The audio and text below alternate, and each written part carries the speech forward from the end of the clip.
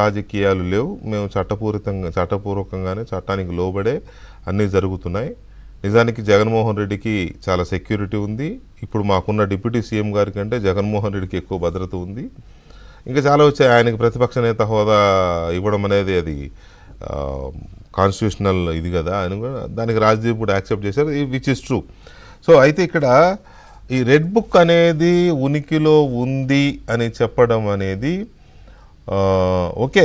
ఆంధ్రప్రదేశ్లో తెలుగుదేశం పార్టీ కార్యకర్తలు కానీ, జనసేన కార్యకర్తలు కానీ, ప్రజలు కానీ, ఆ మాటకు వస్తే ప్రజలు కానీ ఎన్నికల ముందు అంతన్నారు ఇంతన్నారు, వేధించిన వాళ్ళ సంగతి చూస్తూ ఉన్నారు, ఏంటి ఏమి చేయట్లేదని విమర్శలు ఉన్నాయి ప్రభుత్వం మీద, ముఖ్యమంత్రి గారి మీద, లోకేష్ గారి మీద, పవన్ కళ్యాణ్ గారి మీద, అందరి మీద ఏమీ చేయట్లేదని. అక్కడేమో ఆ కాంక్లేవ్లో అడుగుతున్న ప్రశ్నలేమో అసలు మొత్తం మీ రాష్ట్రంలో వైసీపీని నిర్మూలించేస్తున్నారు అని చెప్పే ప్రశ్నలు వస్తూ ఉన్నాయి, టార్గెట్ చేసి వేధిస్తున్నారనే ప్రశ్నలు వస్తూ ఉన్నాయి. రెడ్ బుక్ ప్రస్తావన వచ్చింది, ఆయన ఒప్పుకున్నాడు ఉంది ఎస్ ఉంది అన్నారు. సో దీని ఇంపాక్ట్ ఎలా ఉంటుంది? మాణిక్య వరప్రసాద్ గారు నమస్కారం, దీన్ని మీరు ఎలా చూస్తారు? నమస్తే అండి. నమస్తే. ఒకసారి వెంకటకృష్ణ గారు, మన బాలకోటయ్య గారు, నల్లమోతు వారు, మన వ్యూవర్స్ అందరికి కూడా నమస్కారం. ఇప్పుడు ఈ మధ్య పేపర్లో ఏదో ఒక న్యూస్ పేపర్, తెలుగు న్యూస్ పేపర్లో చదివానండి. 30 years బ్యాక్ ఒక అతను కర్ణాటకలో వాళ్ళ ఊర్లో నేరం చేసి, అంటే మర్డర్ చేసి మహారాష్ట్ర వెళ్ళిపోయి 30 years అక్కడెక్కడో ఉండేసి 30 years తర్వాత వాళ్ళ ఊరు వచ్చాడు.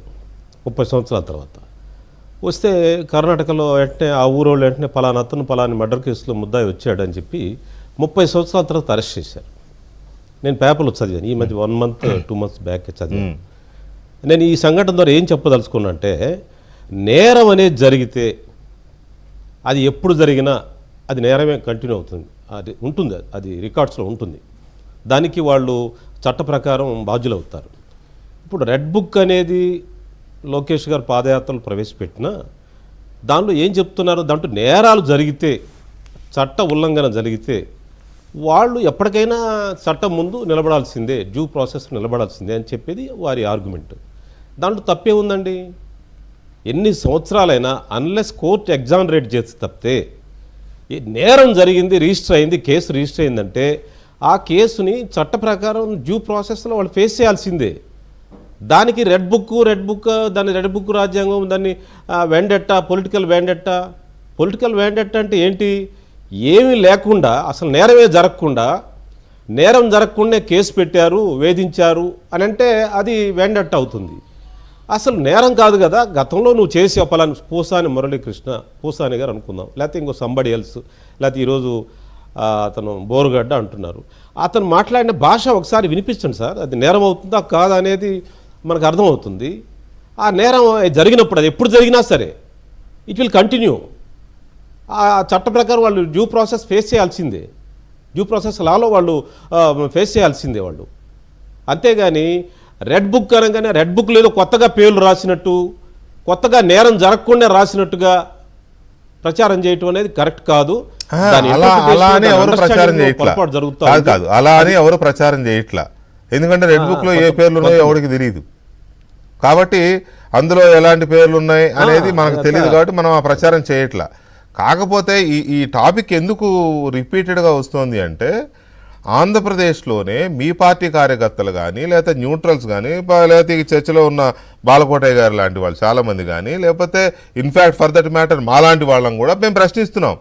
ఏమయ్యా, మీరు 5 ఏళ్ళు ఎలాంటి అరాచకాలు చూపించారు, మీరు అధికారంలో రాగానే వీటన్నిటి మీద కేసులు పెడతామన్నారు, అది అన్నారు, ఇది అన్నారు, ఏమీ జరగడం లేదేంటి అని ప్రశ్నలు వస్తున్నాయి. కానీ అక్కడేమి రాజ్దీప్ సర్దేశి అడిగిన ప్రశ్న ఏంటి? వేధిస్తున్నారంట, ఏకంగా నిర్మూలిస్తున్నారంట, ఎలిమినేటింగ్.